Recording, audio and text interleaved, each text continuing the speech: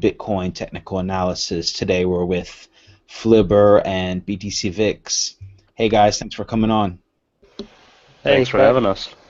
Yeah, so we've had a little bit of price action in Bitcoin, and I think this is probably going to be one of the only episodes where we only talk about Bitcoin or Litecoin and not about Forex or commodities or anything like that because we've had plenty of price action to talk about. So, Flipper, what do you have to say today?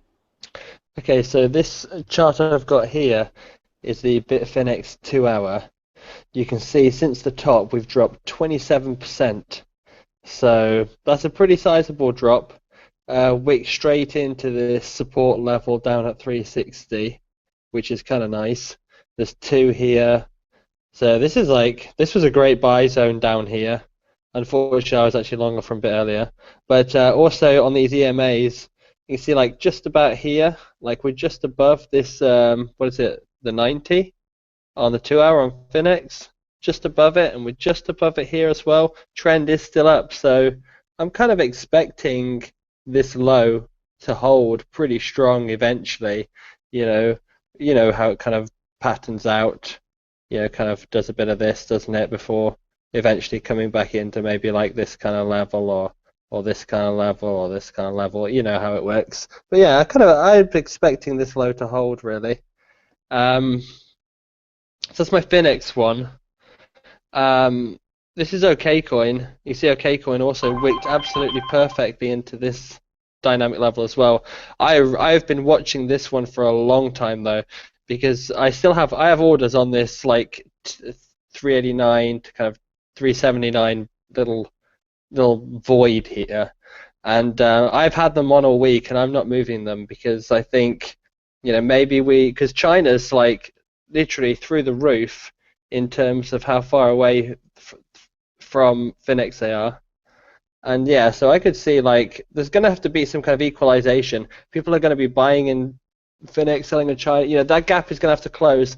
And so Finex is already 360. China's still like, what's China at? They're at 440. Futures super fat premium. So I'm still attracted to this level really for futures. OKCoin. Week again on the futures 1 week, 6 hour bearish pivot, pretty chunky.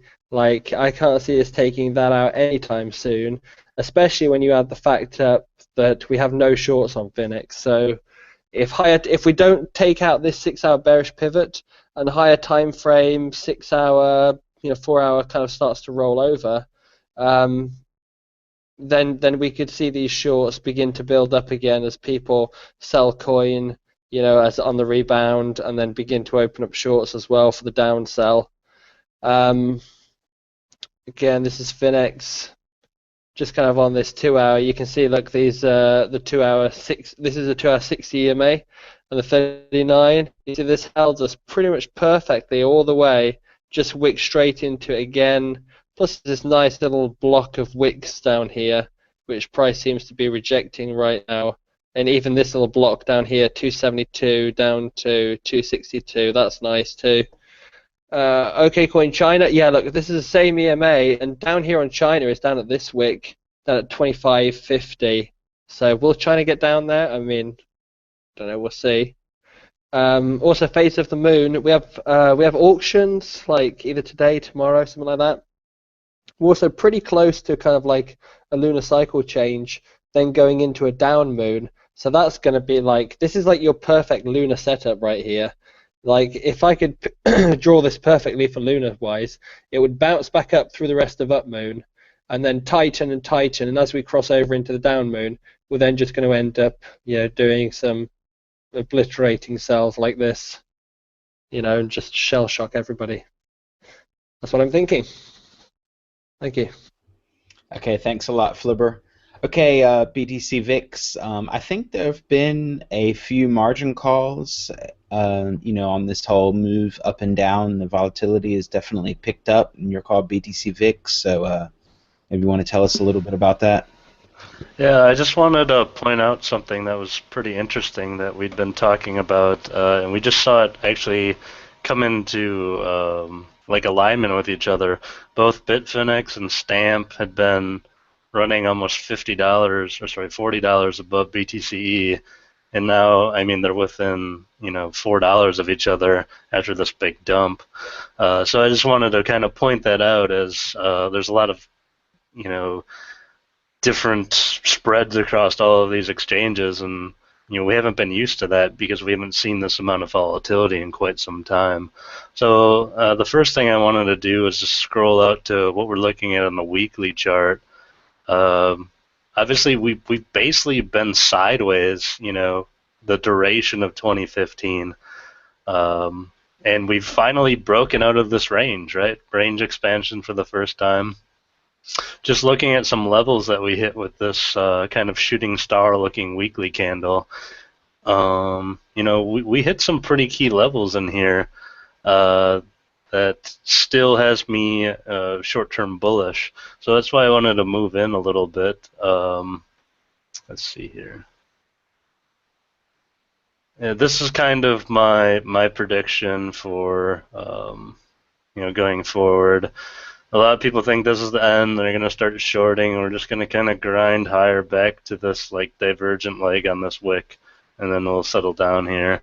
That's just kind of what I'm thinking. But then we zoom in a little further about kind of what happened very recently on the last dip. We were watching the 15-minute pretty heavily on Whale Club TeamSpeak. And, Flipper pointed out that these dynamic levels were printing above, and I was with them. We went into sleep time for China, very low liquidity, and we dumped through this support dynamic level here, and we're just off to the races. And, trying to find a place to look to place orders or to cover shorts, this was perfect, right? We have basically this order block here between prior high as well as a dynamic level in this consolidation zone here. And look at, we got 3 basically wicks into that level. So, many people are probably going to try and short this area, but I don't like that from a risk return perspective. But, the one thing I do want to say is, like, we have the auction tomorrow, and, if you ask anybody, everyone has an opinion about what that means for price, if we pump or we dump. I really don't care.